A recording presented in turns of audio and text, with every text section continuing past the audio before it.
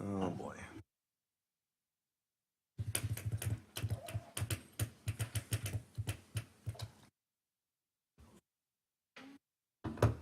Who's steering the ship tonight?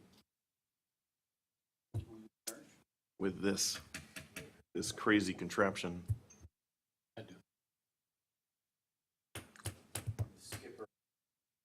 Yeah, that's sunk. Ah, shipwrecked. Well, That 6 hour wasn't tour, sinking, right? yeah. 6 hour tour. 3 hour, but yeah, why not Be a be 3-hour tour, yeah. That's right, 3 hour tour. Ready? Good evening. Call to order the Plan Commission meeting, City of Franklin, Thursday, November 9th, 2023 at 6 p.m. Mayor, would you please take the roll? Mayor Nelson, Here. Commissioner Hogan is excused. Commissioner Shago, Here. Commissioner Haley, Here. City Engineer Morrow, Here. Alderwoman Day is excused. Commissioner Leon. Here. Excellent. Please rise for the Pledge of Allegiance. I pledge allegiance to the flag of the United States of America and to the republic for which it stands, one nation, under God, indivisible, with liberty and justice for all.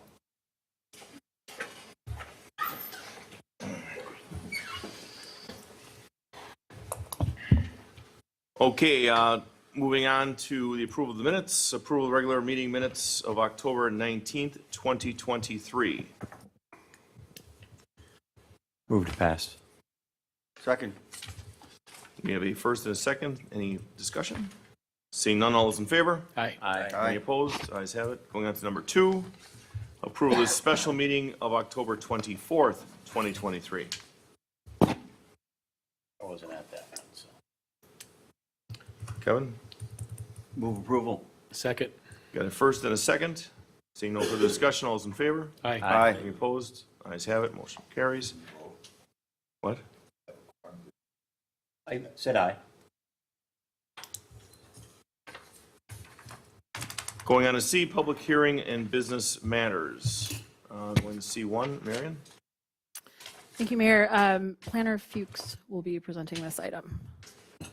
So this, the C1 and actually D1 as well, Master Helco, the applicant, has requested to be tabled. We did let them know that the special use was noticed, so we would open that public hearing and then postpone and continue that to the December 7th meeting. They just have some issues and questions around the resolutions that they're trying to work with staff and the city attorney to resolve. So you're asking for C1 and then as well as D1 be pulled, or? Tabled to December so 7th? C1 would be, we would open the public hearing, that'd be postponed and continued to December 7th, and D1 would just be tabled to December 7th. I'd like to make that motion. Mr. City Attorney, Actually, you have to. Should do presentation, special use of per usual, and then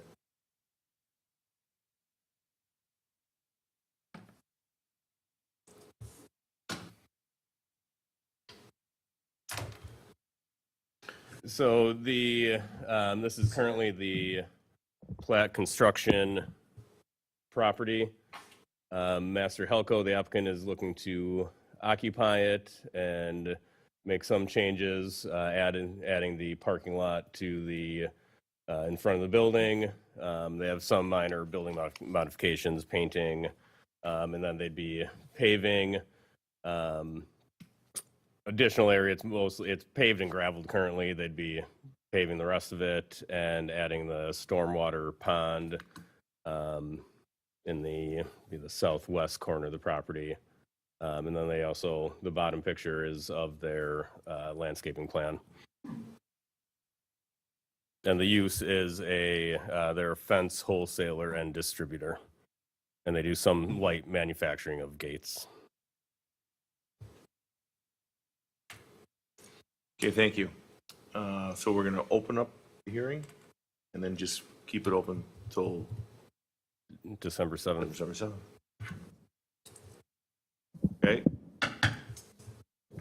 Do you want me to Read the notice. I can do that.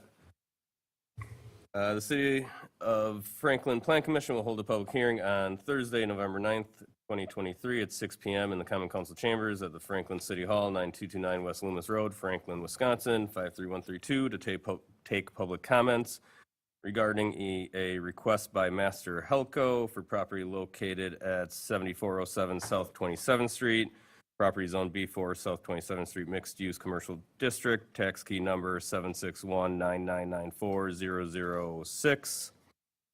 It's an application for a special use amendment to allow for a fence wholesaler and distributor with indoor and outdoor storage of inventory, light fabrication of gates and office spaces. This public hearing is being held pursuant to the requirements and standards of Section 15-3.0701, General Standards and Special Uses, Section 15-3.0703, Detailed Standards for Special Uses in Non-Residential Districts, and Section 15-9.0103, Applications for Special Use Permit of the City of Franklin Unified Development Ordinance. A copy of the proposed special use resolution in draft form is available and open for inspection by the public in the office of the city clerk at Franklin City Hall, 9229 West Loomis Road, Franklin, Wisconsin, 53132, during normal business hours. The public is invited to attend the public hearing and to provide input. The proposed draft form resolution is subject to revisions following public hearing and the further consideration by the Plan Commission and the City of Franklin Common Council. Okay. All right, well, I'll open the public hearing at this point. Anyone wishing to speak on this matter, please come to the podium, state your name and address for the record. So, Seeing Mayor, Leon. I think we normally handle this with a motion to suspend, correct, until the following meeting? No? Okay. Anybody here wishing to speak on this? Seeing nobody approach. A motion to continue the public hearing until Okay. Plan Commission. So I motion that we said it's not suspend, it's continue the public hearing until our next meeting on December 7th. So moved. Second. We have a first and a second. Any further discussion? Seeing none, all is in favor? Aye. Aye. Any opposed? Ayes have it. Motion carries. So we'll keep it open. Now we'll transition into C2. D1. We're not, do the other public hearing? D1 would be the next Master Helco item. Okay. And the site plan change, this addresses the application for the site plan changes I mentioned. So we'd be looking for a motion to table to December 7th. So moved. Second. Got a first and a second. Any further discussion? Seeing none, all is in favor? Aye. Any opposed? Ayes have it. So now D1 till December 7th. C1 is remaining open To December 7th. till December. Thank you. And now we're going back to C2. That's where it got weird. So we're going back to C2 at this point.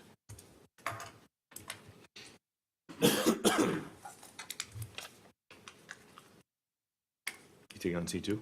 Okay, yeah. So this is a special use application for a wine and beer sales establishment. They do have an outdoor patio as well. It's at the Bad Axe Flats mixed-use development, which is the site plan that's later on the agenda. This is a use that would occupy first floor space in that building. Staff's recommending approval. The only condition is related to the hours of operation and limiting those to 9 p.m. Sunday through Thursday and 11 p.m. on Friday and Saturday, unless a special use amendment would be approved by the city. Okay, now, at this point, we're going to move to open, or we're going to have the applicants answer questions first? Would you like to come on up here and, there's 3 microphones, we'll get another chair, however you want to do it. You can pick a microphone if you like.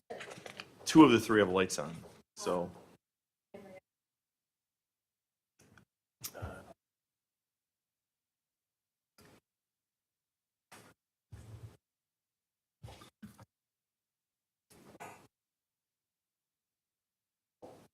When you are set, if you just state your name and business address for the record, please. Sure. Emily Baldini with Land by Label, 7044 South Ballpark Drive, Suite 305, Franklin, Wisconsin. Thank you.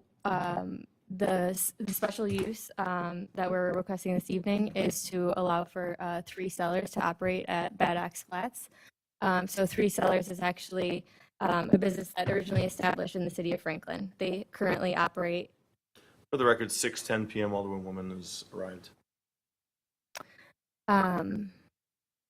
They actually currently operate in Menominee Falls, and they're excited to be able to reopen a store in the city of Franklin.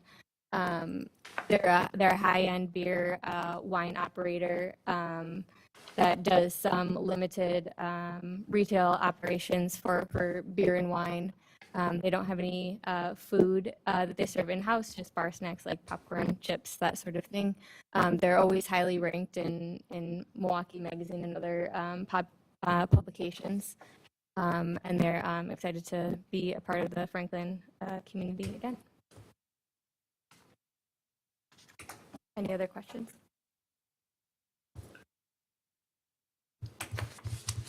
Thank you for that for right now.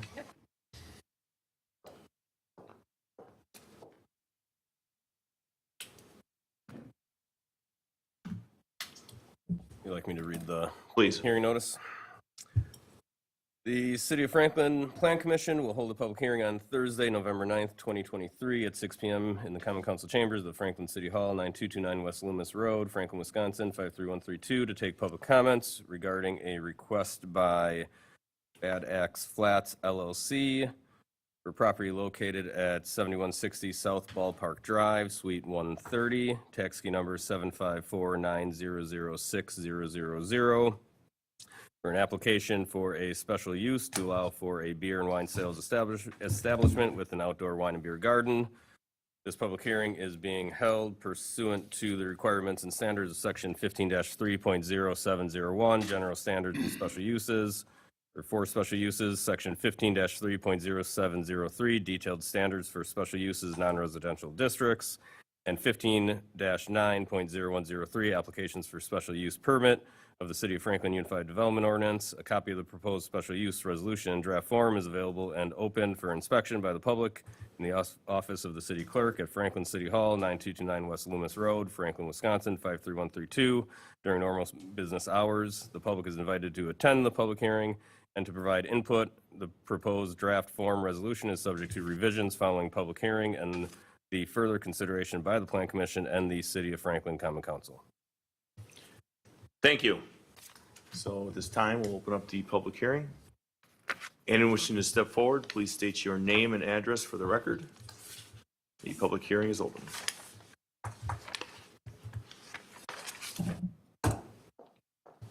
I'm not sure if that's on.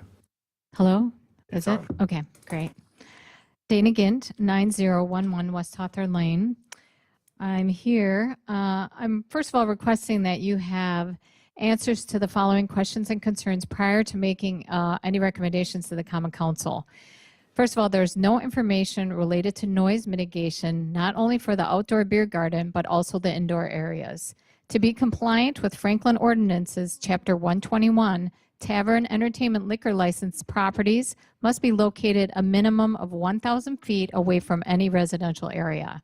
This entertainment tavern with an outdoor beer garden will have residential units above the bar in addition to being located within 400 feet of residential areas. Also of concern is that the lack of comprehensive information regarding this item. As required under the city policy and procedures, meeting packets need to include any documents related to the subject matter. The actual PDD 37, which is referenced numerous times in this packet, is not included or attached.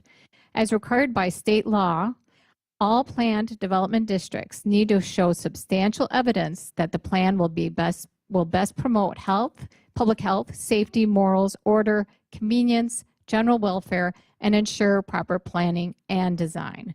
There are several aspects of the existing PDD that do not follow this requirement. I also want to bring to your attention that the PDD 37 development has had 2 violations in the last month regarding non-compliant operations. One significant ongoing violation is related to the non-compliance of contractual obligations established in 2017 by Milwaukee County contracts and City of Franklin agreements. The 3 decibel monitors for the PDD 37 were required to be recording continuous data at each of the monitors and stored information for 12 months. Instead, the information for PDD 37 is being stored for 14 days. That is again, not for 12 months, but for 2 weeks. The monitors on this PDD have not been properly functioning since 2020, as indicated in the Milwaukee County report in 2021. Another concern I have is that in this packet, the staff, there's a quote, staff has continued review and consider the language within PDD 37, end quote. I'm requesting that the staff review the language related to the noise standards, since there are several paragraphs in the PDD 37 that have not been part of any discussion for numerous years. And more concerning is, why isn't the actual PDD document attached, or the entire history, including the landscape standards, parking standards, apartment size amendments that have already all been reduced and amended numerous times? The Planning Commission should have all this information. Even the staff comments indicate the apartments need to comply with the R8 district zoning standards, which should be 75 square feet for 1-bedroom apartments, as noted in your packet. But then the staff indicates that they do not object to the 600 square foot size. This is a significant difference, and I also am unable to find any information related to how many 600 square foot apartments are being proposed, or 1-bedroom or 2-bedroom or 3-bedroom. Again, there's a complete lack of information. I'm requesting that the Planning Commission do not make recommendations to the Council until the following documents and information is supplied to the Commission to properly inform their decision-making process as required under state statutes related to PDD developments.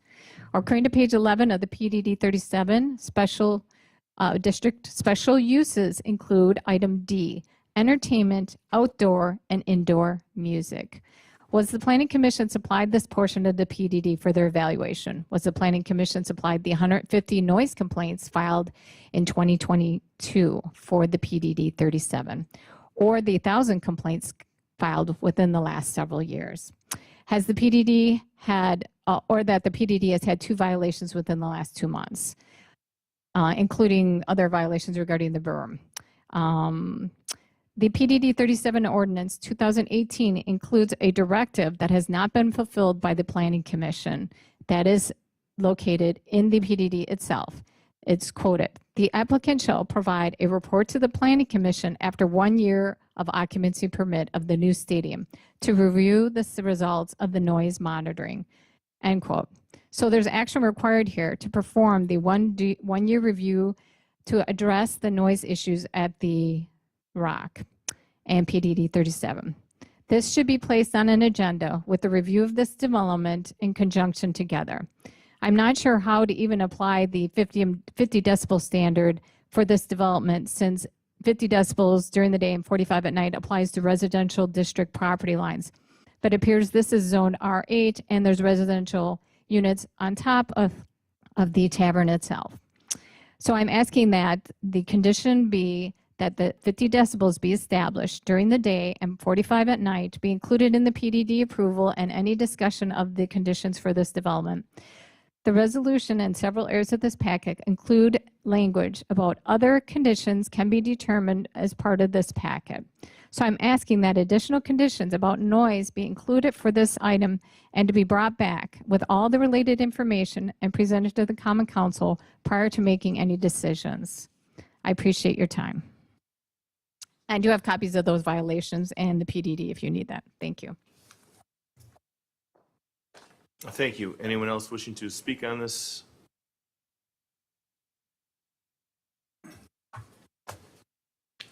Good evening. Dale Kerner, 8630 West Hawthorne Lane. I have attended endless meetings about the issues with the development since 2012. They are countless broken promises and illegal concerns that have pointed out by citizens that have been ongoing for over a decade. Why do as citizens we have to continuously beg for our protection of quality of life? We are entitled to our quiet enjoyment, which is completely gone for over 6 months of each year because of the noise issue, which the Common Council has finally acknowledged with item G1 on the agenda that the solution to the noise issue related to PDD 37 are required. I guess you guys just don't get it. The other night I was sitting in the audience here and they were talking about violations.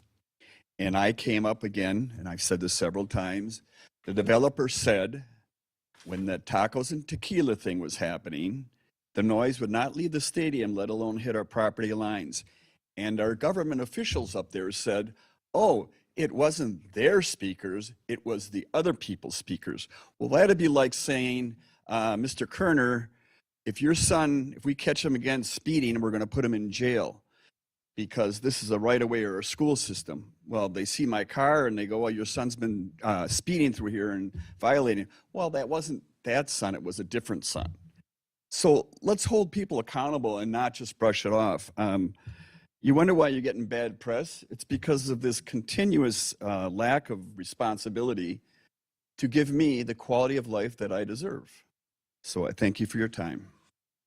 Well, Mr. Kerner, while you're there, Yes, sir.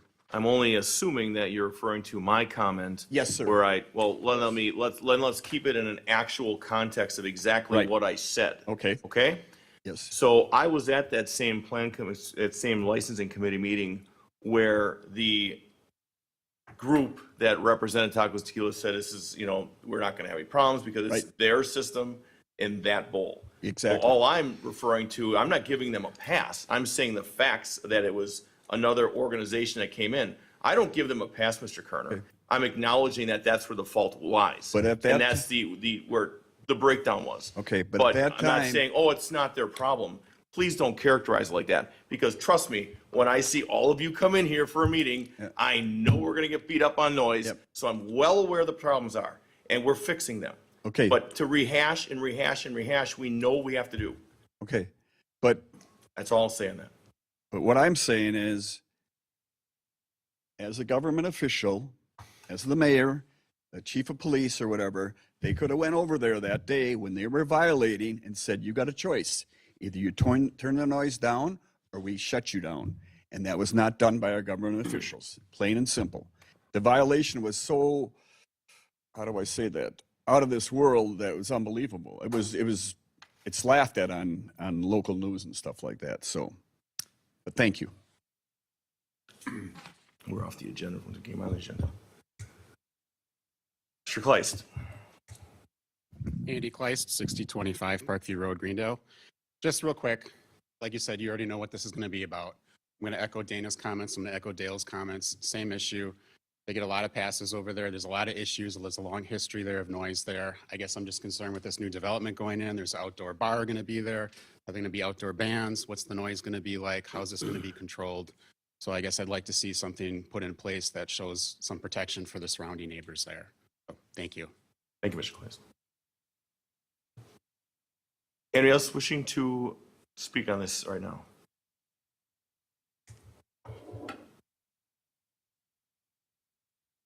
Dale Kerner, 8630 West Hawthorne Lane. Just to piggyback on what you said, were they fined for anything, Mr. Mayor? No. Thank you. Welcome. Anyone else? Seeing no one else, close the hearing out. Mr. Leon? Thank you, Mayor. Ask the applicant to come back up to answer some questions. So I didn't catch the name of the last member of the public who spoke, but Andy Kleist. thank you, Mr. Kleist. Well, the last one was Dale Kerner. Yeah, that- Prior okay. was Andy Kleist. Fair Prior enough. was Dana Gint. Yes, I can rattle off their addresses. I can rattle off their birthdays, when they got for Christmas. I can go. Thank you all. I want to get specifically to Mr. Kleist's comments because I think he raised a questions about this applicant and this request.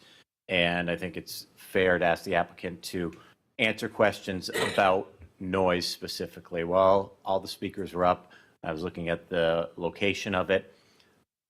I would like to hear, like, what type of music would be played outside, if any, or if that would all be indoors, and then what controls would be in place to do with containing that noise to this property so it does not exceed the decibel limits that are in place for the city. So basically, what would you be doing to control concerns about noise and probably light as well, although I don't think that would be as big of an issue here because you're not going to have big floodlights like photometric nearby properties. in our site plan application. Could you say that a little louder, like right into here? A photometric plan was included in our application. Yeah, I'm not concerned about the light as much as the noise that Mr. Claes raises concern. Yeah, so I guess I'd just start with the operator. So even if you go to their website and then just discussions with them, this is intended to be a relaxed environment. They don't refer to themselves as a bar. They refer to themselves as a lounge. There are no TVs, there's no loud music. We've talked about that with them, and that's specifically on their website that they don't play loud music. So, So at the previous locations, 2 in Franklin and 1 in Oak Creek, I don't believe they ever had any outdoor music. I don't know about the Falls location, but I believe that they would have a single artist, maybe a 2 or 3 piece set, exclusively indoors. So seeing where the patio is there, would there be any outdoor music with speakers to project it, or would it all be indoors? I don't think we know at this point. I mean, we're in initial discussions with them, and a critical part of advancing those discussions is ensuring that the use is approved. So we'll continue those conversations and keep it in mind. So then a question would be, would you be averse to limiting outdoor speakers on the patio as part of this request? And please, and if so, please bring it up now. And I think we got to do name and address for the record as well. Ian Martin, Managing Principal of Land by Labeled, Controlling Manager of the LLC, which is the applicant of this. So the way I understand it, there is existing guidelines that talk about decibel levels that currently apply to this location. We're not asking to deviate from any of those guidelines. We and our operator intend to comply with all of those guidelines. If those guidelines if the operator were to exceed those guidelines, they would be subject to any and all the recourse that the city has against them. So we're not asking for any deviation from the existing apparatus that several of the folks that have stood up and spoke about this referenced. Thank you, Mr. Martin. So, yeah, I mean, I understand this operator, the type of venue it is, it wouldn't be loud, that you would ensure that they are operating within the current limits. But it sounds like you wouldn't want to be restricted for them to have outdoor music when the weather. If there's outdoor music, whether it come from a single guy with a guitar or a speaker on the patio that complies with the existing sound requirements, we would like the ability to do that. Understood. Thank you, Mr. Martin. That's all I got. And just a fine point on that, I think to deviate from that would require an amendment to the PDD to add a further restriction on it. Thank you. Alderwoman Day, then City Engineer. Thank you. I'll stay on that topic just briefly and then move on to a couple of others. Just, when we talk about, and I have met the applicants, they came through license committee to get their beer and liquor license. So we asked them some of the same questions. So I am fairly comfortable. I know what kind of music would be happening. But loud is relative. I mean, some people may not think acoustic music is loud, but I think what we need to keep in mind is not someone's concept of what loud is, and just keep the numbers, the decibel numbers in mind, that it just has to be at those levels. My question for Marion, one of, I think it was Ms. Gint referenced a proximity to residential areas for bars and taverns. Is that an issue here that you are aware of? I didn't catch if that was a reference to the Unified Development Ordinance, which would be separate than the Plan Development District. So I do not believe. Okay, okay, thank you. So then moving on to a different topic. I want to talk, and you may not know this, so I might be peppering you with questions that you don't know because you're not actually the operators, but moving on to the food portion of this, because you take me out of public health, but you can't take public health out of me. It says on here, pre-made food. Is that pre-packaged food? So they're not going to be preparing or making anything. Everything is already made when they have it. They just basically take it out of the wrapper and give it to, and like and pizza would be like, we have a pizza oven and we're just going to throw it in there to heat it, but they're not physically making any food or cooking any food on site. Correct. Okay, thank you. So then they would not need a commercial kitchen. That's great. And then my last question, just about the hours of operation, just to make sure that I have them. Would the outdoor patio bar, weather permitting, be running on the same hours as the normal operating schedule? Yes. Okay, and then they're planning to not be open on Sundays? Okay, thank you. That's all I have. Mr. City Engineer? So I fully appreciate why the sound issue has come up. Obviously, there's been some sound issues in the neighborhood. But looking at actually what's on the agenda, this is C2. Really, they're just asking for an alcohol permit. So in essence, if you were just serving sodas, you could do that without any sort of change at all. So I guess I would try to get us back on topic and talk about the issue here.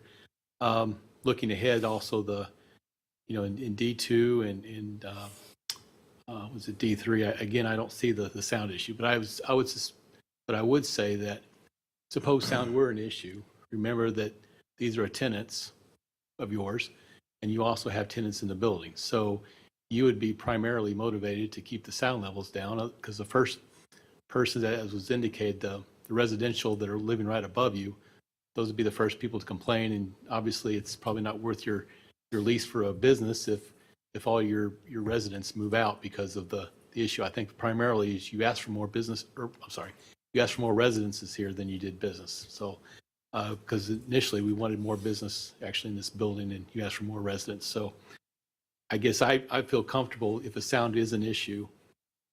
I don't think this would be the issue, or this would be the development that we would be concerned about. There's obviously issues in the neighborhood, but this isn't the culprit here. So I guess I feel pretty comfortable with an alcohol permit.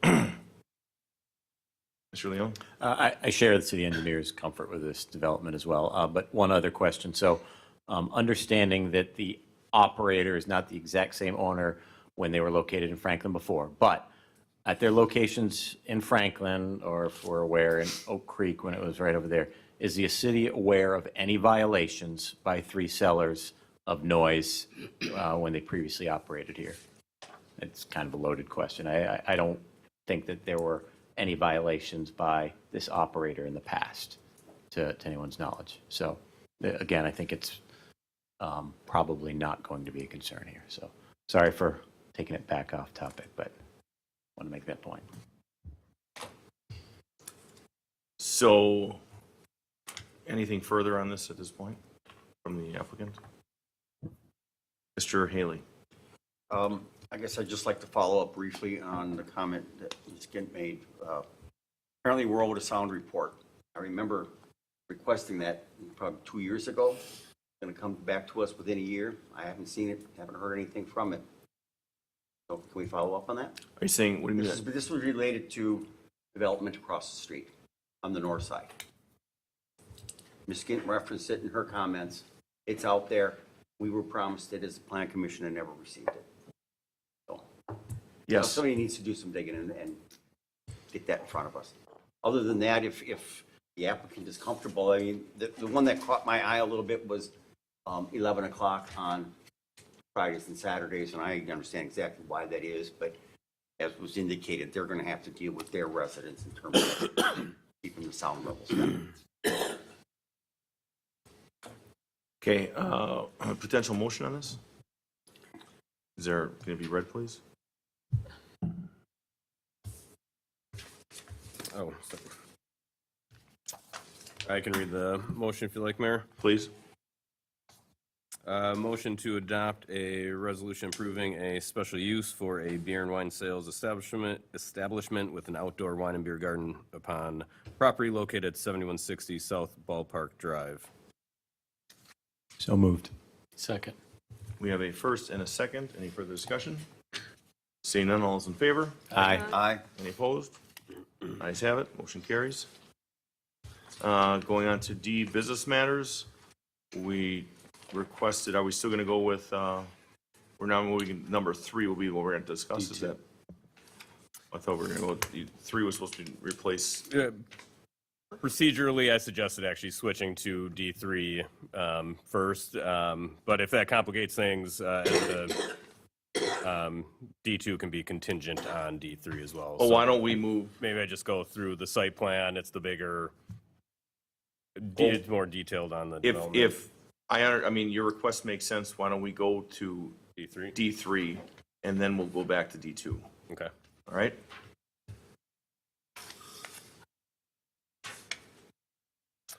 So D3 is an application that staff is bringing forward, a plan development district amendment to PDD number 37.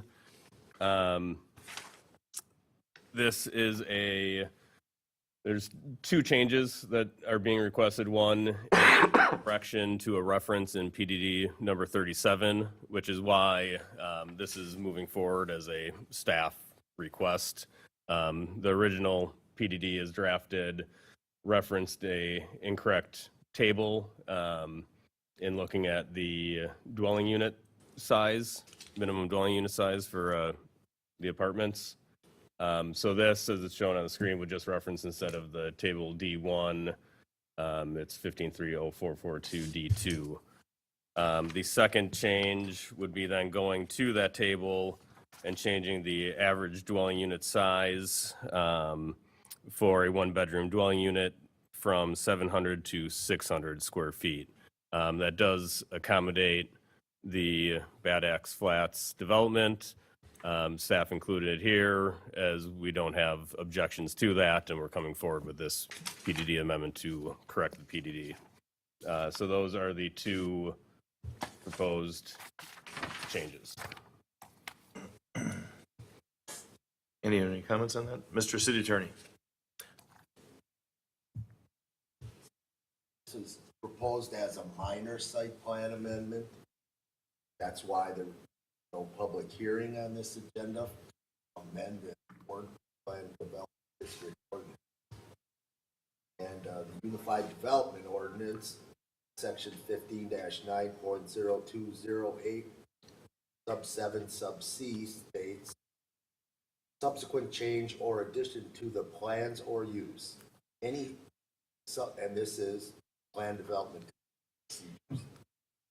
Any subsequent change or addition to the plans or use shall first be submitted for approval to the Plan Commission, and if in the opinion of the Plan Commission, such change or addition constitutes a substantial alteration of the original plan, public hearing before the Plan Commission shall be required, and notice thereof shall be given pursuant to the provisions of this division, and said proposal alterations shall be submitted to the council for approval.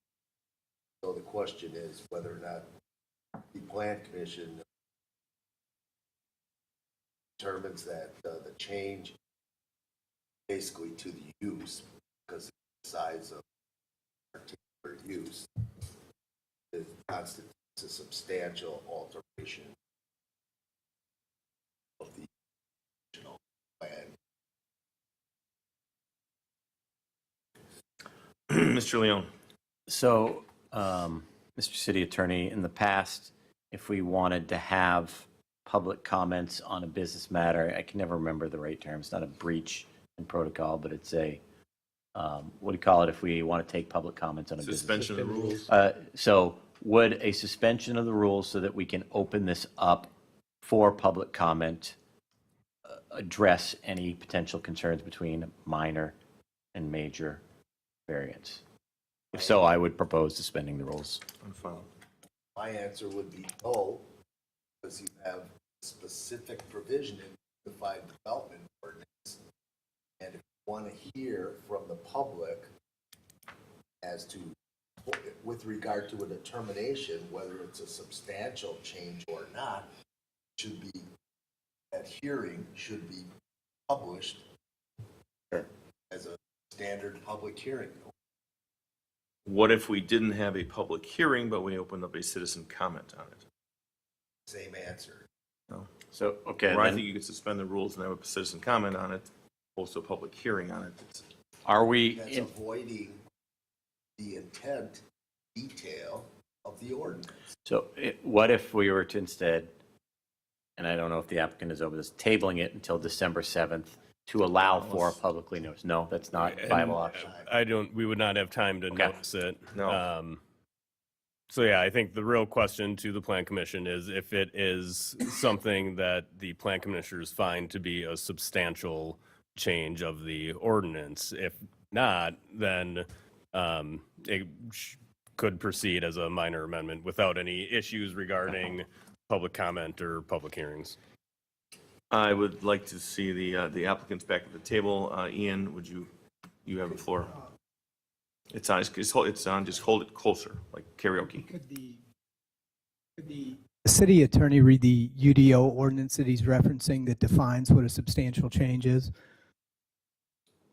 I didn't look for a definition of, I think it's a meaning of what that is. Okay, so I think when you described it to the Plan Commission and the people in the audience, you described it as a change in use. Correct. Okay, so this is not a change in use. We're not talking about changing apartment unit to a music store or a bookstore or a doctor's office. We're simply talking about the average size of one bedroom and studio units, all of which are for residential uses. Anywhere else in the code that the word use appears, I think I know what everybody's interpretation of that would be. So I guess I fundamentally disagree that there's a question about whether or not this constitutes a minor or a major amendment. This is a minor amendment. Just a hypothetical example would be if the existing use was permitted in a 1,200 square foot residential unit, that might have 3 or 4 human beings dwelling within there versus down to 600. So could reasonably be interpreted as changing. That's my thought. It's up to the Plan Commission. Marion? So the commission must entertain a motion regarding whether or not this is a major or minor amendment. Historically, how that has been approached by the city is that a major amendment is considered a change in use, and Mr. Martin's interpretation of that is correct in terms of how it has been previously applied. The density and the overall density of a development is not substantially a change in use. The other context which we consider a major amendment is a change in the boundary or the land area of the PDD itself. So if you were to add a parcel or a portion of an adjoining building or something like that, that would also be considered a major amendment. So based on that context, the city attorney is correct that that's the determination that you're making. And if you're not comfortable with allowing for a change in density without a public hearing and without deeming it a major amendment that is within your purview, but historically speaking, this would not be considered a change in use. And just so the commission's aware, the requirements Marion's talking about are actually in the fee schedule, oddly enough, where it lists change in use, change in exterior boundaries, and a change in street network. And that has, yes, historically kind of guided the Plan Commission here. Okay, Mr. Leon? So in my mind, the thing that's changing the most is the square footage on the units, right? And it's about a 14.5% decrease in what's currently permitted. I thank Mr. Martin for his, what I'm getting at is, in my mind, it's a minor change to the square footage. I appreciate Mr. Martin's comments. I was doing bad math there. I know, right? But the explanation, I'm satisfied personally that that is minor versus substantial. Mr. City Engineer? So I thought I came in here tonight understanding this, but so the difference between average square footage, minimum square footage, so you're really requesting that the minimum square footage goes from 700 to 600? Or you're requesting, We're requesting that the average unit size for one bedrooms and studios have a minimum of 600 square feet. have a minimum of 600? Right. So there's a formula that's associated with this. There's math. We've been working on this issue for a year, straight up a year. The math hasn't changed over that time period. We've done the math. I've got it here in front of me. Whatever we think about it being minor or major, the reality is the math isn't changing. So how would this compare? So you're very familiar with Velo Village. What was the minimum for Velo Village? I don't remember what the average minimum would be, but to give you a sense of what the scales are, At the average minimum, right, it's a little bit, so you do the average, okay? and then you set a minimum below which that average cannot drop. Okay, so we are talking the average. Correct. So in other words, to put a fine point on it, there could be one bedrooms and studio units that are below the average minimum, as long as on average all the one bedrooms and studios are above that minimum. So my question is, what was the minimum square footage of village apartment? 700, okay. So we're really just asking for just a little bit smaller. These would be, I assume, one bedroom. Yeah, the critical difference, if we're really going to get into the issue, and again, this isn't an appropriate topic, but to respond to the substance because it has been raised, the difference here is primarily that we have some studio units. There were no studio units at Velo Village. We believe there's a strong market for that type of unit. And we also have a couple of one bedrooms that are a little bit smaller than some one bedrooms at Velo. So it's fair to say that by doing this, we would basically allow you to have studio apartments. Studios and some one bedrooms that are smaller than 700 feet. Okay, got it. Okay, so what, well, no, we do not have, I wanted to bring that open, so hold on, because Mr. Leon. So I'm going to do what you don't want. I'm going to propose that we suspend the rules because there is a member of the public who wishes to speak on this matter. Suspend the rules to allow the public to speak on the matter. We've got a first. Second. We got a second. We have a first and a second. All those in favor? Aye. Any opposed? No. Roll call vote, please.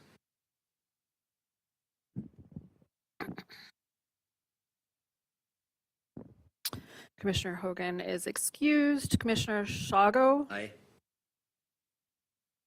Hold on. Commissioner Haley? Aye. Commissioner Morrow? No. Alderwoman Day? No.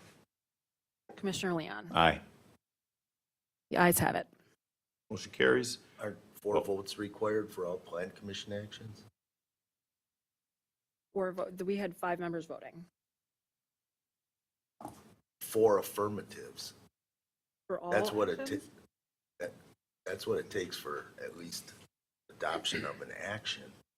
Okay, well, so there The were, presiding officer can vote to affect the result, and if you get a less than 4, that's when the presiding officer can vote. So that means the mayor has to vote now. Nelson? You don't happy have to, vote. but you can choose. Let me think. It will be at I'm going to vote aye to let you talk, but please don't make me eat my words. Quickly. point out that I've spoken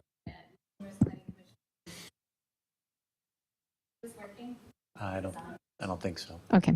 There. Is that better? Okay, sorry. Thank you. I just want to say I truly appreciate you letting me speak. Dana Gint, 901 West Hawthorne Lane.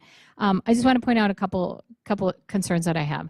I don't think that it's a minor change to change something that's been changed several times before. It might be a minor reduction in the square footage, but I believe this was already amended in December of 2022 to reduce it previously. So you're reducing it more and more and more. So it's kind of circumventing the policy because you're saying, oh, it's a minor change, but maybe it's not a minor change from what it was 8 months ago. And the second concern I have is that I believe under state law, TIDs have to have a maximum of 35% residential units. So has it been examined whether adding these, because I believe originally it was 16 units or 18, something like that, when it was originally proposed for this development, this parcel, and now it's 70 to 80, something like that. So has that been calculated, how it impacts the TID maximum residential units?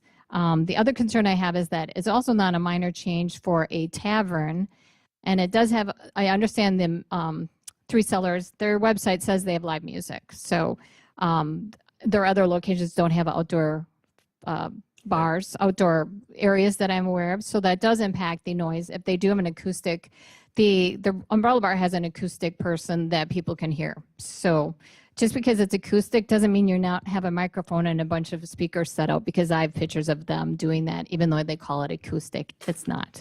And the other thing is that how can you meet the Franklin ordinance that you have to stay 1,000 feet away from residential districts for taverns? It's a simple question. I don't understand how this can possibly be applied. And I understand that's a licensing aspect, but it's one of the Franklin laws. So for taverns, or I think it's Tavern B entertainment licensing, that it has to be 1,000 feet away from residential districts. And I know it doesn't match that in the Rock Sports Complex area, but obviously it literally has apartments right above it, which is residential. So those are my concerns. And I really appreciate you letting me speak, but I just wanted to raise that I don't consider these being minor concerns. All right. Thank you so much for letting me speak. Motion to go back into regular order. Do we want to leave him? Well, open? anyone else wishing to speak on this? Okay, good. I move that we return to normal business. Second. First and second, no further discussion. All those in favor? Aye. Opposed? We're back. Mr. Morrow, you got the floor. So I'd point out, I mean, we're talking 2 studio apartments out of the total 78. So this isn't like we're, completely changing the complexity of the issue.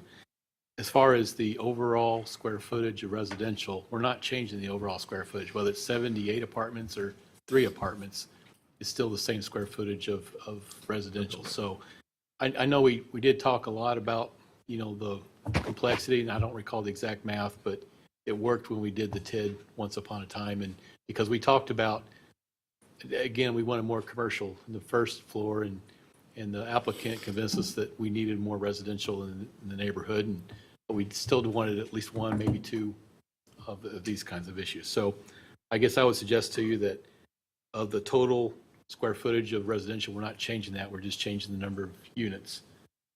So. Okay, Mr. Leone. To staff, Ms. Gint's question, I believe she said December of last year, we reduced the average square footage. I don't remember that. So is this a reduction after a more recent reduction to staff's knowledge?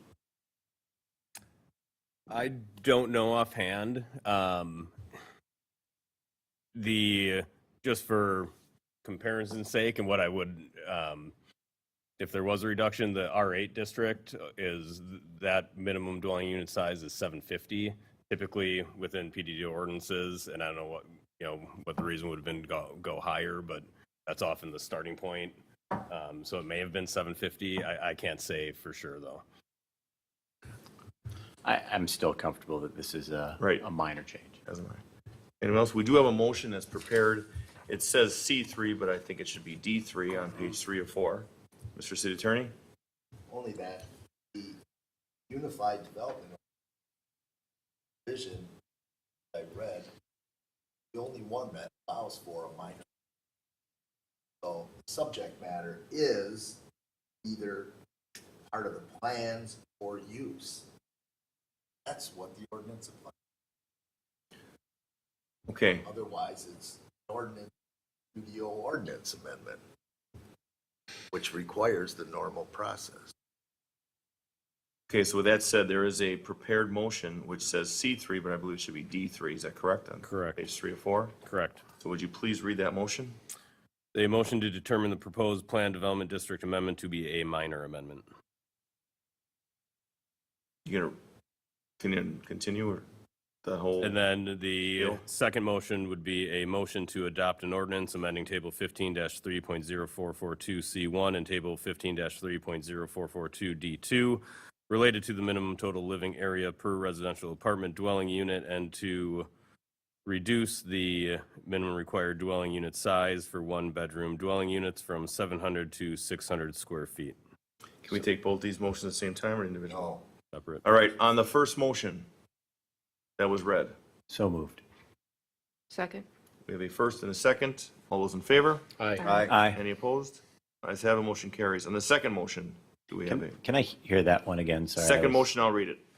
A motion to adopt an ordinance amending Table 15-3.0442 C as in Charles, point 1, and Table 15-3.0442 D as in David, point 2, related to the minimum total living area per residential apartment dwelling unit, and to reduce the minimum required dwelling unit size for one-bedroom dwelling units from 700 to 600 square feet. So moved. Second. We have a first and a second. Seeing no further discussion, all those in favor? Aye. Any opposed? Ayes have it, motion carries. Thank you. Answer your question, yes. All right, now returning back to, we're going back to now D2? D, I believe it's D2 now, correct? Yes. D2, correct. All right. Do we like the applicant up here again? I can provide a quick, brief overview. This is the site plan for the Bad Axe Flats development, mixed use, multifamily and commercial development. It was previously heard at the June 22nd Plan Commission meeting. That staff report was provided in the packet as a refresher and goes into more details on the proposal and the site plan. My understanding from that meeting that there were really 3 issues that resulted in the site plan being tabled. The special use that went along with that at that time was approved, but the site plan was tabled. There's the question on the average dwelling unit size, which was just discussed and addressed. And then landscape requirements and just a trash enclosure detail, I believe.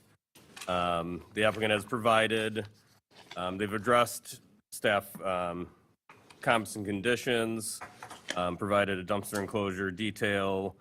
The landscaping is now a second waiver request. They have a waiver request for the site plan of a reduced front setback. And now they are also requesting a waiver to reduce the quantity of landscaping that's required. So in review of just the landscape plan, there is a significant and substantial amount of plantings being proposed. What I saw from as an issue here is the allotment for the increased density, but then trying to apply the same standards, which under, a typical R8 type multifamily development can typically be met. The city, the applicant proposed, the city has approved the special use for I believe it's 80 dwelling units, which then that increase of landscaping and the size of this site make it difficult to realistically meet those standards. So the recommendation is for really the Plan Commission to review and consider this plan and make the determination based on if it's felt to be a sufficient landscape plan. I think there's actually little room to add additional plantings to it, so staff does not object to the waiver request. So with that and what's been provided, staff is recommending approval of the site plan, and the applicant is here to address any other questions. We've got three right in the jump. If one of you could please come back up here, because I'm sure there's going to be some questions. And we'll start with Mr. City Attorney. Just that a condition should be added to the resolution that it's contingent approval, if it's approved, contingent upon adoption by the Common Council of the ordinance, which was just the previous subject matter. We wouldn't agree to additional conditions. Isn't that related to the number of residents? Yes, the site plan cannot be approved without the approval of the PDD amendment ordinance, which has to actually go to council. So that just I see. procedurally Okay. has to get done Okay, before. understood. It's a procedure. I misunderstood that. Mr. City Engineer. So number 5, pretty typical that final approval of grading, erosion control, and stormwater management utilities as may be applicable be granted by the engineering department prior to any land disturbing activities. We should note that there should be one more contingency, that they do have to obtain county and state permission because of the rerouting of the storm pipe. Basically, you're basically in county right away, and you're in state right away too. So it's Yeah, so I guess that's something that's being currently reviewed by engineering department as part of our engineering review. We don't necessarily see that as a site plan related condition of approval. It'll be part of our permitting process. It'll be required as part of building as long permit. as you understand, I can't release it then until I get the county and state approval. Understood. I just don't think it should be a condition of the site plan. Thank you. Then I would scratch the requirement. Alderman Day. Thank you. So my question is related to parking and the landscaping. I read in the memo, I guess, to our planning department from Mr. Martin, where you discussed the landscaping and putting in basically as much as you can, and in fact, you even reduced some of your parking Right. to accommodate more landscaping. So I want to circle back to the parking. Is it your belief that the majority of the residents that live there will use the underground parking so that removing parking, surface lot parking will not impact the business or visitors to that place? Correct, not at all. Okay, thank you. Okay, we've got three motions right now. I'll read them, I'll go one at a time, and then we'll look for action, okay? Normally I have, what do you have? You got something on your mind? Waivers. Three? Oh, The Oh, two that's- waivers and the. I don't get them in motions anymore. You know? We used to write them. Can you read it? So, well, okay, are we ready to roll on this? Yes. No, I'll do it, that's fine. I just want to make sure there was nothing more to add. Is there anything more to add on this? I'll start with motion number one. Staff has nothing more to add. Okay. First motion of the three, a motion to approve a waiver from.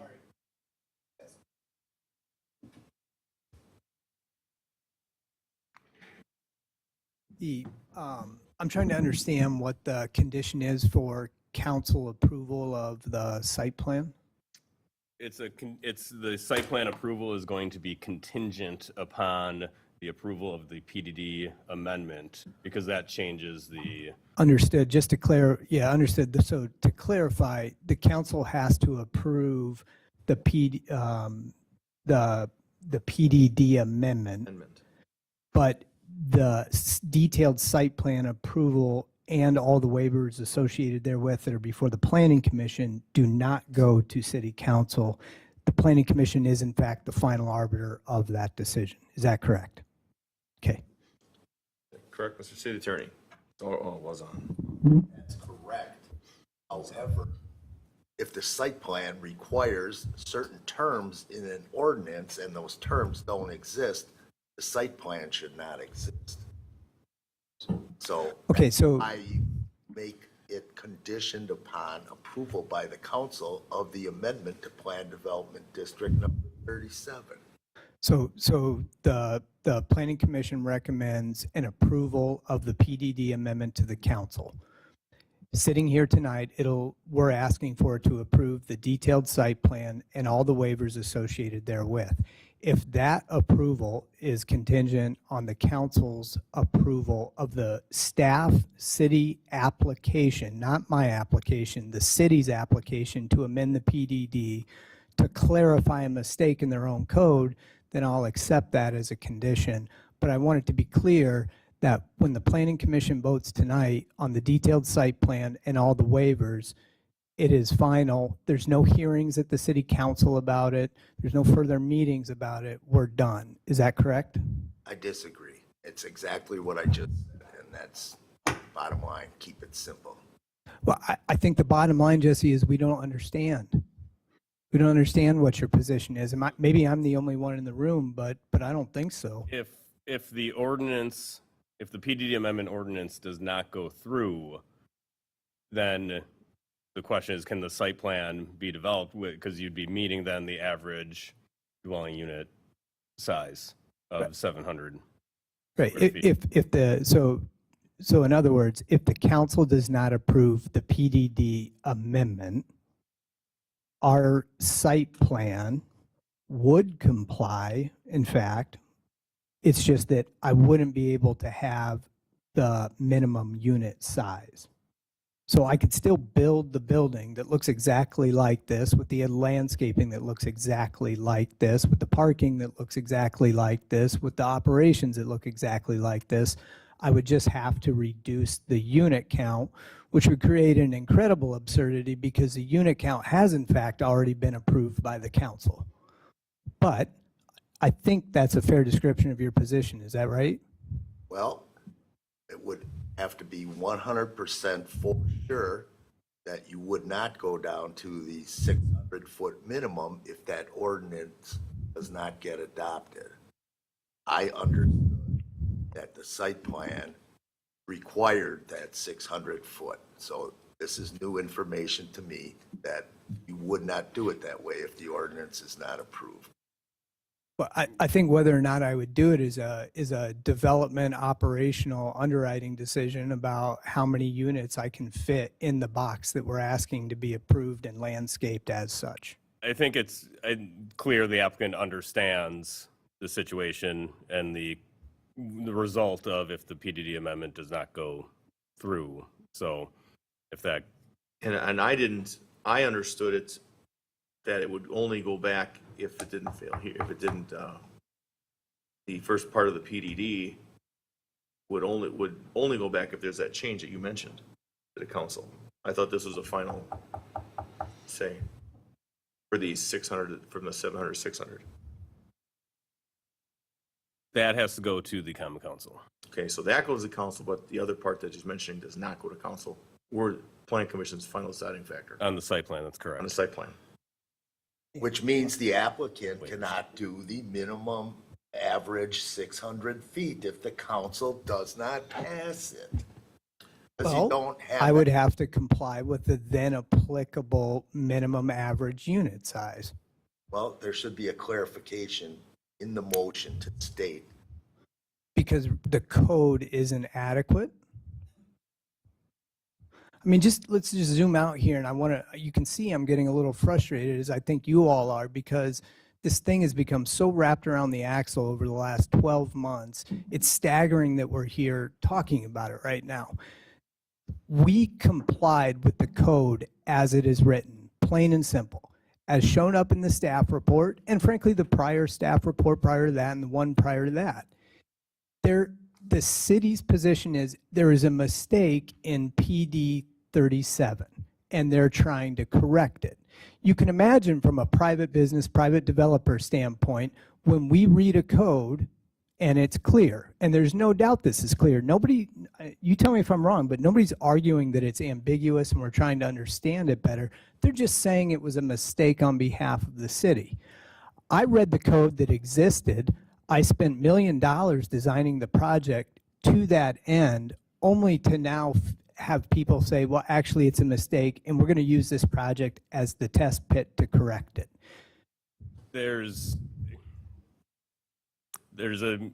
I believe the PDD would actually refer back, because there's a section that refers back to the R8 district standards, which would actually be, if it's not a requirement within the PDD, would revert would refer back to that R8 district. So, I mean, I don't know What's if the there's square a footage on that? 750? 750. All right, so this is not just a correction. But with that, I think to the applicant's point, if that contingency is removed, I think that that's fine, and they have the understanding that that PDD amendment needs to be approved to build the 600 minimum average. That's Mr. Moore, what I if it's said not- from the start. But then if they want the choice, if this site plan's approved, they want the choice to build it with larger units, meeting the minimum requirement average that is there, then that would be an option. That's up to them, Mr. City So Engineer. just one more clarification, just so we're all on the same page about the waters we're drowning in here. Has the city council approved 78 units on this site in this building already? You were all there when the planning commission approved it, and some of you were there when the city council approved it. So I appreciate what the city attorneys, Yes. 78, fine, that's what we want. I appreciate what the city attorney's saying, but I think it's also important you all appreciate the absurdity of what's going on here. Mr. City Engineer. So my question is whether it's 78 average smaller units and 77 larger average units, the footprint's going to look the same, the landscaping's going to be the same, the parking's going to be the same, where I guess the only difference might be, do you need an extra parking space if there's 77 versus 78? You know, I guess one could debate that, but I guess I feel like it's the same regardless. It's the same site plan requirements. So I think I'm thinking it probably shouldn't hinge on whether it's 77 or 78. So Okay, so does that mean these motions here, 1, 2, and 3, are to be altered at all? No, the plan commission, barring anything else added from the city attorney, but I think the motions can stand. As they're written. drafted. Stand as drafted? I stated what I stated. It's up to the plan commission. Okay. With that, I'll read the motions. There's 3 of them. I'll read them individually. Motion number 1, a motion to approve a waiver from ordinance 2019-2368, table 15-3.0442, C as in Charles, point 1, to allow for a front setback of 10 feet opposed to the minimum front setback of 25 feet. Is there a motion? So moved. Second. We have a first and a second. All those in favor? Aye. Any opposed? Ayes have it. Motion number 2, a motion to approve a waiver from ordinance 2019-2368, table 15-3.0442, E as in Edward, B as in boy 3, point A as in Adam, to reduce the required number of minimum plantings. So moved. Second. We have a first and a second. All those in favor? Aye. Any opposed? Ayes have it, motion carries. Motion number 3, a motion to adopt a resolution approving a site plan amendment to allow for the construction of a mixed-use, multifamily, and commercial building upon property located at 7160 South Ballpark Drive with waivers to reduce the front setback and to provide a reduction in landscape planting. Bad Axe Flats LLC applicant. So moved. Second. We have a first and a second. All those in favor? aye. Aye. Any opposed? Ayes have it, motion carries. Thank you. Going into item D as in David, number 4, Department of Public Works Site Plan Amendment. Request for approval of a site plan amendment to allow for redesign of the existing yard, including development of a new storage building and yard waste drop-off area on property located at 7979 West Ryan Road, tax key number 896-9990-001. Additionally, the applicant is requesting a determination from Plan Commission as to whether the proposed storage building may be considered a principal structure. Mr. City Engineer. So one, I'm going to invite our architect up to the building, up to the table, and he can talk about it a little bit more. I guess I want to start off the conversation by saying that immediately to the south of this project is a development called Park Circle. I would tell you that I recall during the approval of that project that I told the developer I'd like to see some sort of language in the lease, in the deed restrictions, or at least in the deeds, that to understand that the areas that you see as baseball diamonds or softball diamonds are no longer, or would someday go away. And that, because I didn't want to see folks be surprised should someday we turn that into a DPW yard, because that was been the full intent from day zero when the city purchased the land. They just allowed softball diamonds to go in there. Having said that, when we started working on this project, it turns out that there were some folks surprised in Park Circle, and I'm sincere, apologize for that. I called the developer and says, "What's up?"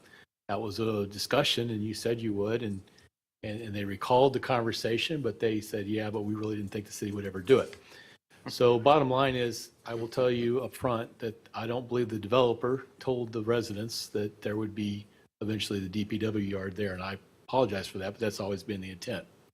So having said that, we worked on what we should do to help minimize the issues for the neighbors to the south. So we, if you will, pulled the structure further to the north. North is to the right. So instead of putting it right on the edge, we pulled it further up to the north. And then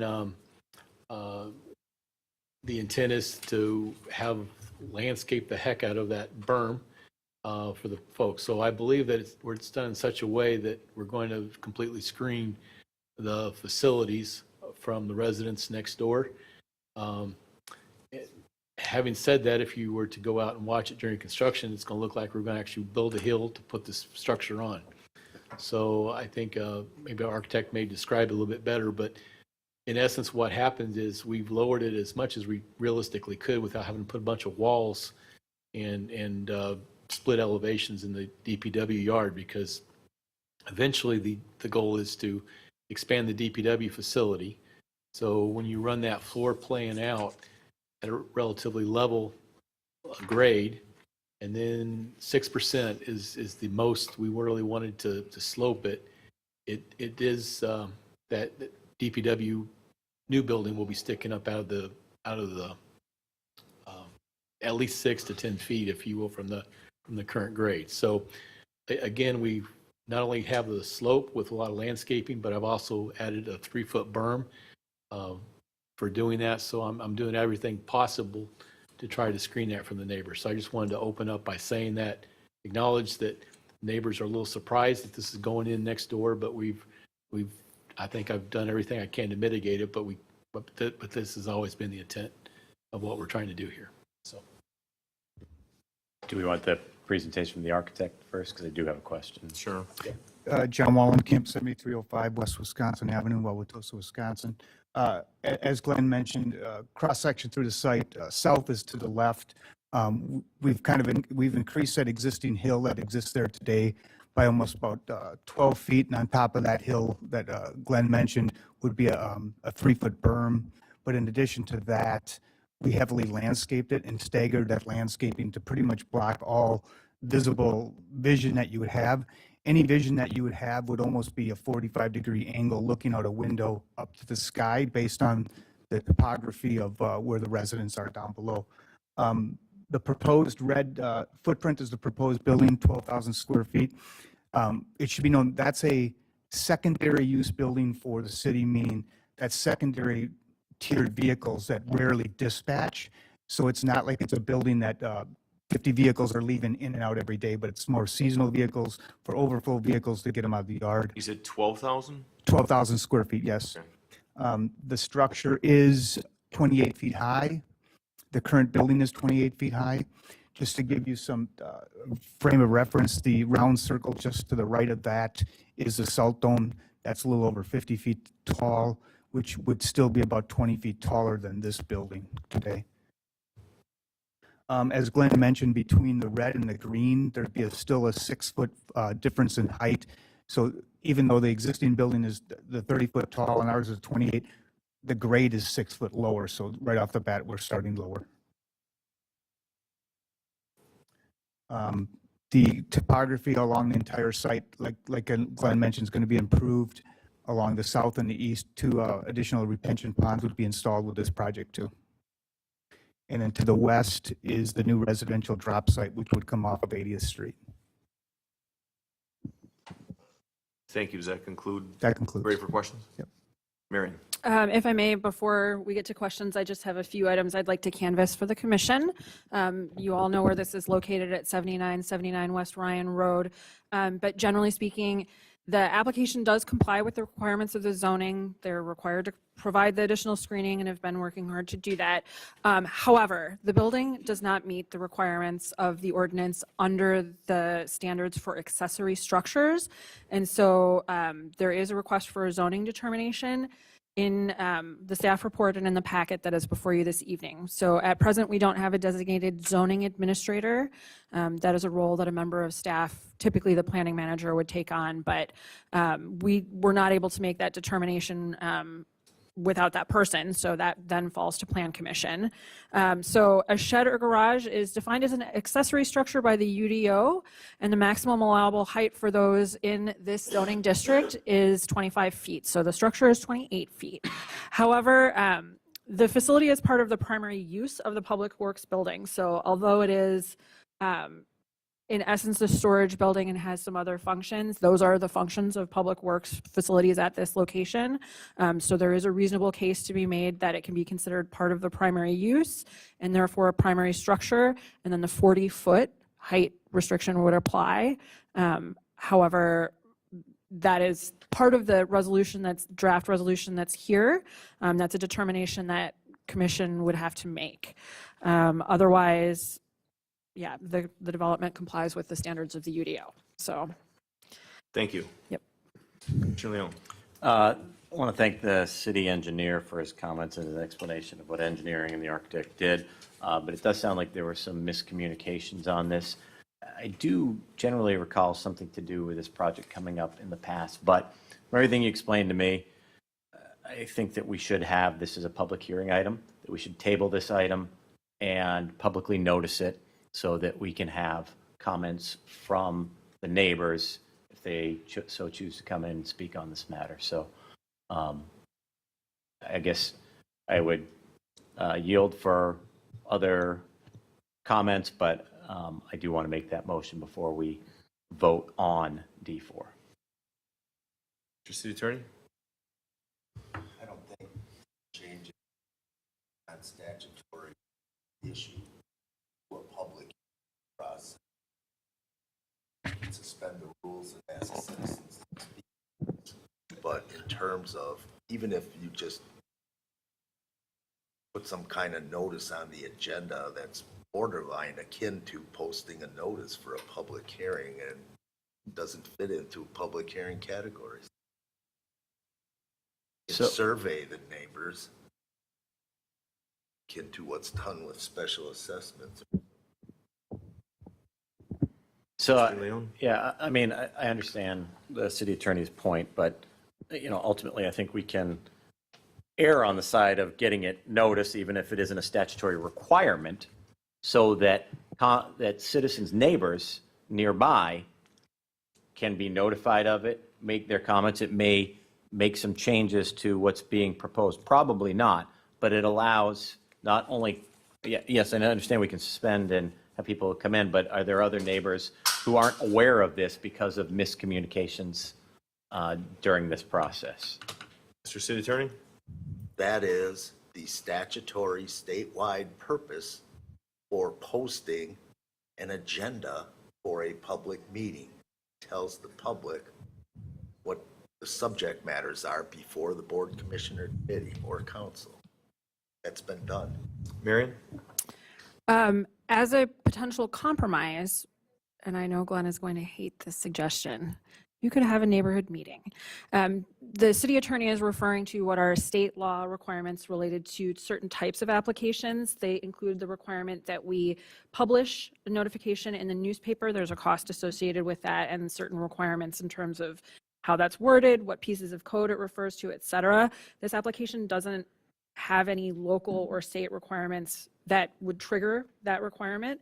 And there's also a mailing requirement. So all of the neighbors within 500 feet would receive a mailed notice. You're generally aware of this, but I'm reiterating for the record. But the intent, it sounds like, is to have a meeting with the residential neighbors nearby, and there might be another way to accomplish that. Sorry to throw you under the bus, Glenn. No, Mr. City Engineer, you have the floor. that's all right. I was actually going to offer that. You know, I am interested in trying to see what I can do to help screen it, you know, and I'm not going to apologize. It's the Public Works yard. You know, that's always been the intent for it. And I'm frustrated at the developer for not following through with that discussion item. But having said that, what can I do to help screen it? Because we need to use it for our Public Works yard. We're busting at the seams, and we're having to possibly make room for a future fire station. If I were to take you through the existing buildings that are ready to fall down, you know, the old city garage, we have that stacked floor to ceiling, wall to wall with all kinds of stuff that's just absolutely stacked in there. We've got the old city hall building that sits out almost on Ryan Road. It's quite honestly an eyesore, needs to come down and go away regardless if there's going to be a fire department there someday or not. So having those issues, we need the storage, we need the space. And this is where we have to do it. So I'm not going to apologize for the fact it's always been the intent. Again, I'm frustrated with the developer for not following through with his issue. I'm more than happy to meet with them. Do I need to put a wall or whatever else on top to help mitigate any concerns? But I think what we've done is sufficient to try to screen it from the neighborhood. I would be surprised if any of the neighbors don't know about it already, because I've talked to at least a few of them. And I think, I don't know if some of those folks are here, but as I understand, they've gone up and down and talked to everybody up and down the road. But I'm more than happy to have a public meeting and talk to them about it. But we've got this project out to bid. We have to get it bid this year. It's going to make use of it. So, Marion? I will note that my department has not received any comments or feedback about this application. Glenn, I don't know if you have gotten any direct comments. I have received some phone calls early on when there was a discussion. And like I said, I made sure that we try to pull the building as far north as we can. So stockpiles in the future will even probably further screen it. They'll have to, maybe if they can look past the trees, if they can even see past the trees and from their angle, they'll see big piles of dirt, if you will. And there's already, it looks like Mount Sinai of dirt that's sitting out there right now. So, we do have the salt barn, and overall, I think it's a good facility. I do want to also, we call it cold storage. In reality, there will be some heat in it. I mean, it's not going to be toasty, but there will be some heat that, keep things from freezing in there, but won't be like a toasty warm kind of facility. So it should be a fairly low key. I mean, yeah, some winter day on 3 o'clock in the morning, we may have to pull trucks in and out because they've got jobs to do, but it'll only be for a few minutes and probably make less noise than what it takes to scrape the snow off the streets. So. Oh, okay. Done. Well, okay, my point on this is we need to move on this.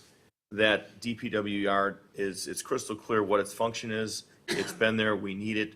What Glenn's saying is absolutely true. We are busting at the seams. We need the room. We need the space. We need to upgrade now.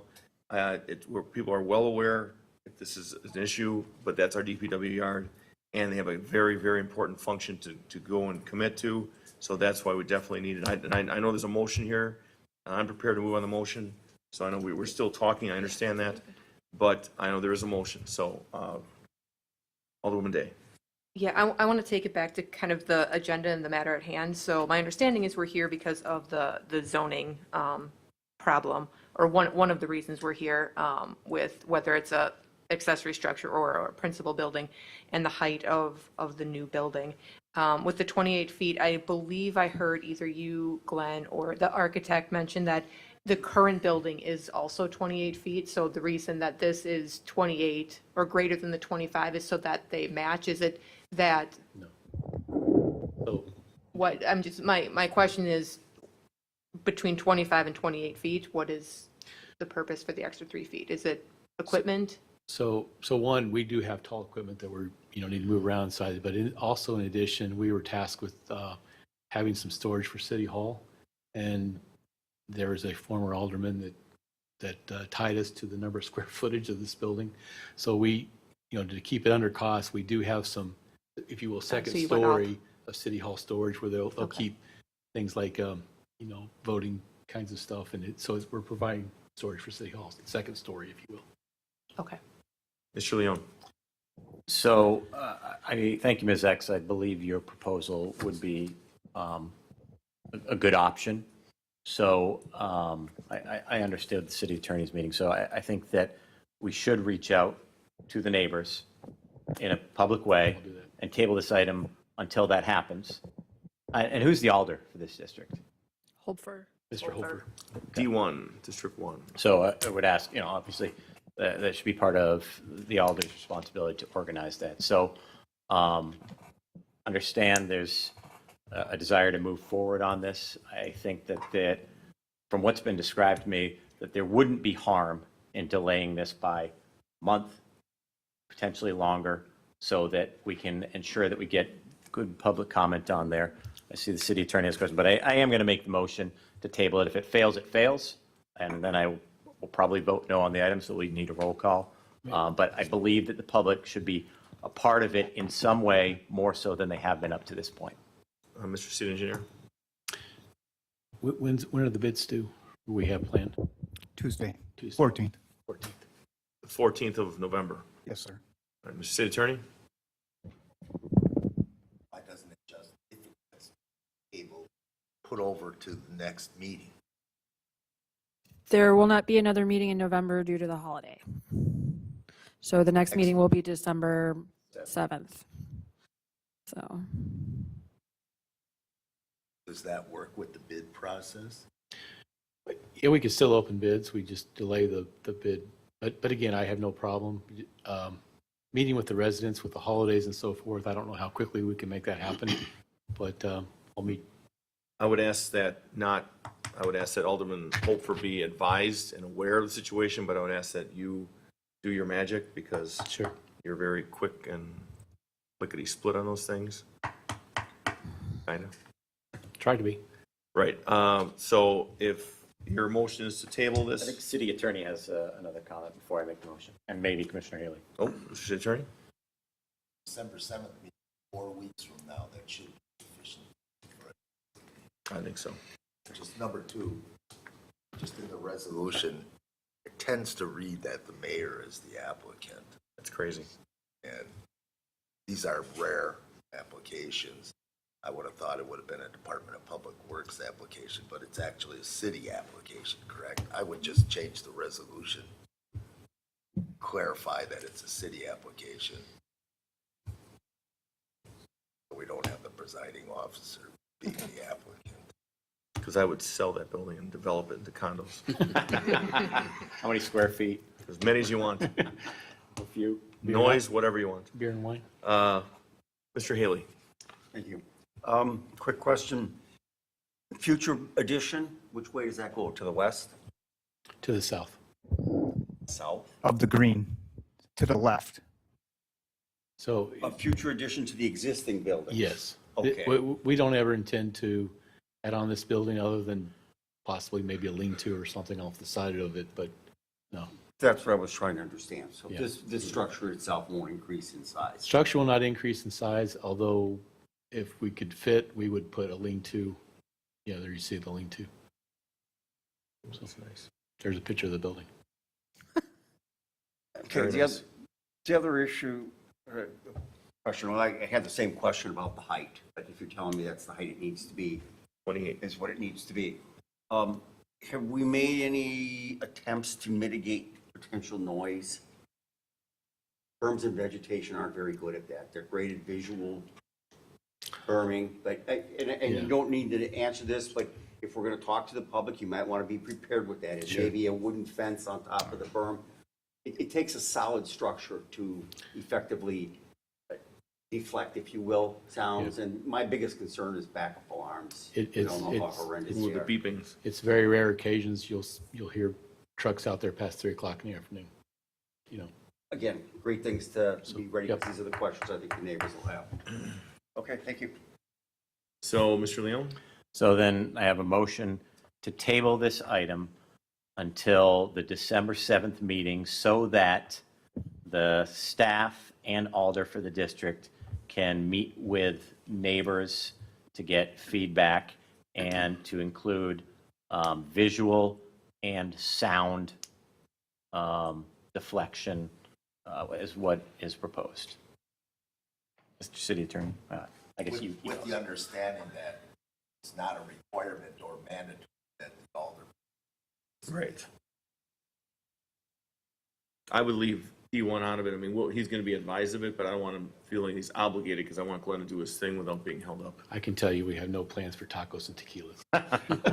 I think the Alder should be involved, but I'd be willing to drive it. He can be in the motion, That's but, always the case, but what if something happens? right. Medical or something, and you've got a matter that has to proceed timely. That's the only, I understand your concern.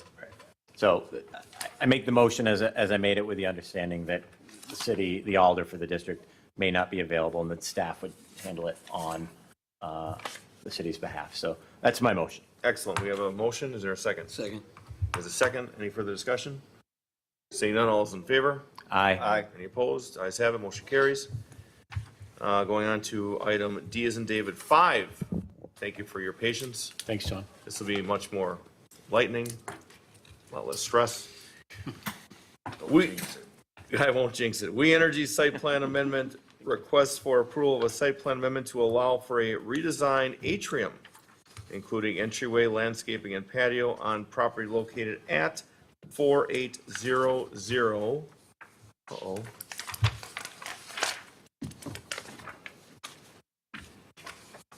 West Rawson.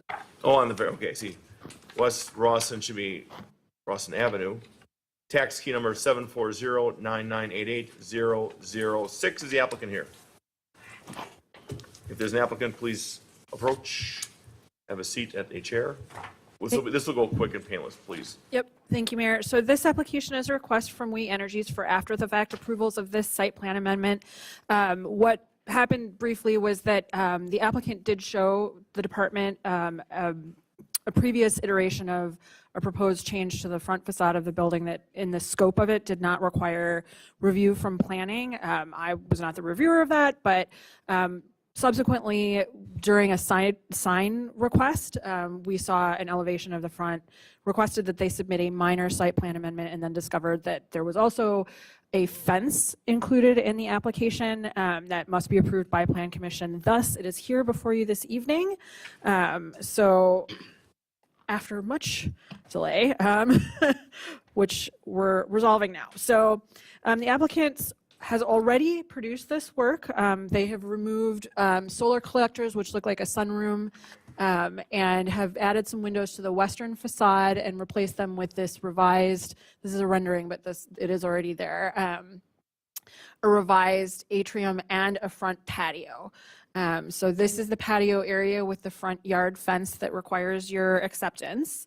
The proposed addition meets the dimensional requirements of the I-1 district, the institutional district that this is located in. And so your draft resolution includes the condition that, not a condition, but the grant of the approval of the front yard fence. The applicant is also responsible for fence permits related to this. The landscaping complies with the ordinance, and they're here and can add anything they want to. So, Well, thank you very much for being patient and going through this.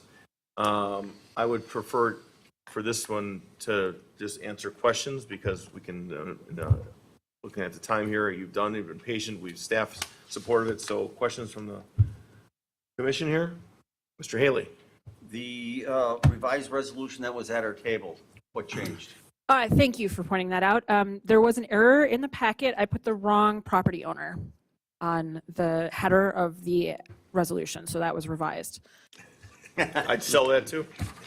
Condos everywhere. We're good. With little lakes. All right, I have this is, it says C5, but it should be D as in David 5, correct? Yes. Yep. All right. Marion, in true form, would you please read the Motion. A motion to adopt a resolution approving a site plan amendment for the development of a new store, oh, sorry, I'm on the wrong thing.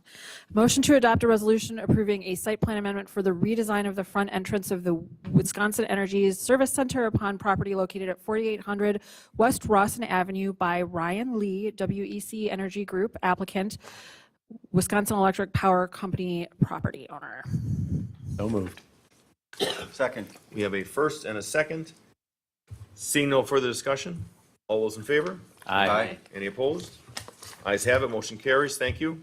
Motion to adjourn. Before we motion Oh. adjourn, I see we have the Assistant Chief for the Fire Department here. Is there any topics that you're looking to discuss This is my tonight? building. I think he had nothing else planned in his life tonight. No, he's got lots of stuff. He had and nothing if he- else to If do. he came to talk to us tonight, I want to hear what the fire department has to say. Strictly here to listen to your questions on the DPW project, Okay. because we kind of have our eyes on parcel of that property for potentially fires. So, just listening and learning. So happy to answer any questions. Golden Bachelor starts in 20 minutes. Then I move to adjourn, Mr. Mayor. Second. First, second, all those in favor? Aye. No. Motion carries. We are off the record. Please, Mary, show this audio. Golden Bachelor, huh?